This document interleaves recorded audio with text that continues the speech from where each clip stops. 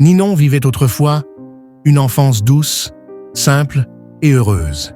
Son père, un homme bon, et sa mère, douce comme le miel, faisèrent-elle la plus heureuse des petites filles.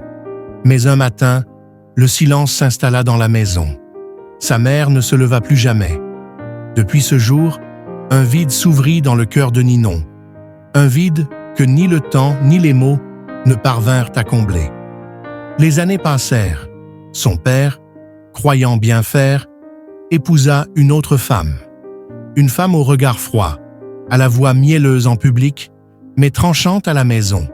Elle vint s'installer avec sa fille, Héloïse, une jeune fille hautaine, toujours moqueuse, qui prenait plaisir à rappeler à Ninon qu'elle n'était plus la fille unique. Heureusement, le père de Ninon veillait. Tant qu'il vivait, la marâtre restait mesurée. Mais un jour, il tomba malade. Et cette fois encore, la mort revint frapper. Ninon perdit son dernier repère. Dès lors, tout changea. Les rires disparurent, les corvées commencèrent. Chaque matin, Ninon se levait avant l'aube pour balayer, laver, cuisiner et servir. La marâtre et sa fille passaient leur journée à donner des ordres, à rire de ses vêtements usés et à manger les repas qu'elle préparait sans un mot de remerciement. Un soir, la marâtre lui donna une pile de vaisselle et ordonna « Va laver tout ça à la rivière, de l'autre côté du village. » Ninon obéit. Le soleil déclinait déjà. Elle frotta, rinça, recommença, les mains engourdies par l'eau froide. Mais dans son épuisement, une petite cuillère glissa dans le courant et disparut. Quand elle revint, la marâtre, ayant constaté que la cuillère était perdue, elle lui ordonna de retourner la chercher à la rivière, même s'il faisait déjà nuit. Alors, elle reprit le chemin de la rivière, seule, une lanterne tremblante à la main. Le vent soufflait, les branches craquaient, le bruit de l'eau guidait ses pas. Arrivée au bord, Ninon chercha longtemps, les genoux dans la boue, les mains fouillant le courant glacé. Mais au lieu de retrouver la cuillère, elle entendit un bruit. Quelqu'un venait vers elle. C'était une vieille femme. « Que fais-tu là, ma petite, à une heure pareille ?»« J'ai perdu une cuillère, » répondit Ninon, tremblante. « Ma belle-mère m'a ordonné d'aller la chercher, même s'il fait nuit. » La vieille femme hocha lentement la tête, puis elle soupira. « Moi aussi, j'ai besoin d'aide, mon enfant. Je ne peux plus marcher. Peux-tu me porter jusqu'à ma maison ?» Ninon hésita. La vieille dame paraissait lourde, bien trop lourde pour ses bras maigres. « D'accord, je vais essayer. » Elle se baissa, laissa la vieille grimper sur son dos et avança, pas à pas, à travers le chemin sombre et les herbes hautes. Enfin, au milieu de nulle part, elles arrivèrent devant une minuscule case en bois. « Entre !» dit la vieille femme d'une voix apaisée. « Et maintenant, prépare-moi du riz. Mais écoute bien, Ninon, dans le sac, tu ne prendras qu'un seul grain. » Mais sans discuter, elle ouvrit le sac, prit un grain entre ses doigts et le jeta dans la marmite. Quand la cuisson commença, une douce odeur envahit la case. Ninon souleva le couvercle et resta sans voix. La marmite débordait. « Mange !» dit la vieille femme en souriant. « Mange avec moi et dors ici cette nuit. » Ninon mangea, puis s'endormit, épuisée, mais paisible. Pour la première fois depuis bien longtemps. Le lendemain matin, Ninon ouvrit les yeux et sursauta. La petite case avait disparu. À la place, se dressait une immense villa, aux murs d'ivoire et aux portes dorées. Autour d'elle, des serviteurs s'inclinaient. Ninon, émue, pleura doucement.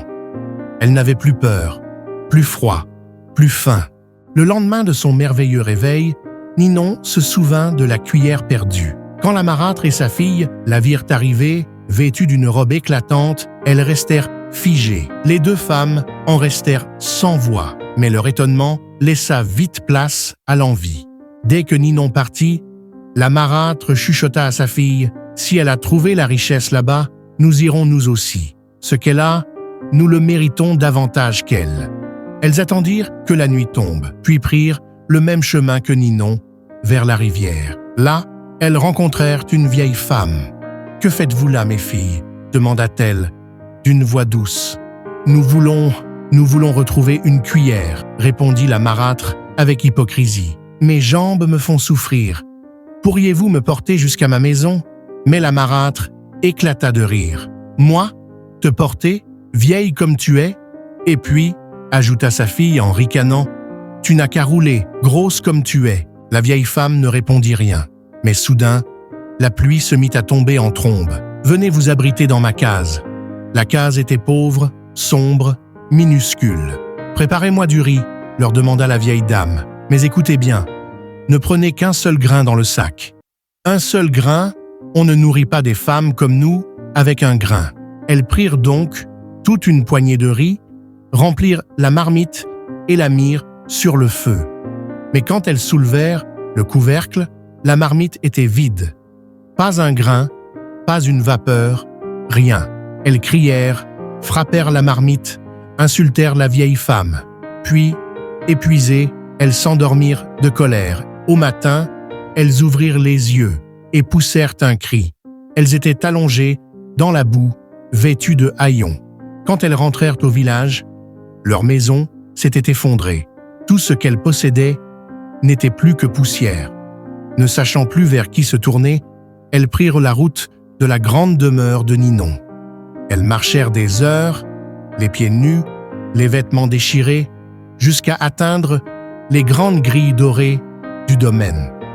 Les gardes voulurent les chasser, mais Ninon, depuis sa terrasse, les reconnut. « Laissez-les entrer, » dit-elle calmement. « Ninon, ma fille, pardonne-nous, nous avons tout perdu. Aide-nous, je t'en supplie. » Ninon les observa longuement.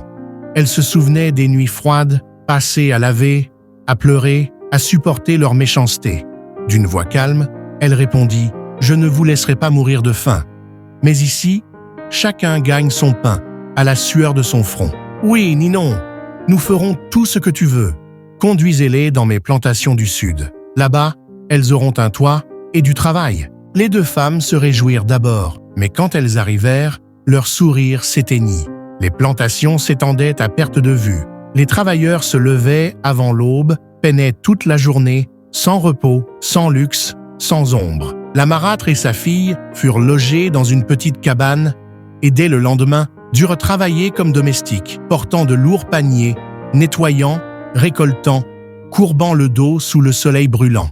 Quant à Ninon, elle ne les vit plus jamais. Mais au fond de son cœur, elle savait qu'elle avait rendu justice, non par la vengeance, mais par la leçon.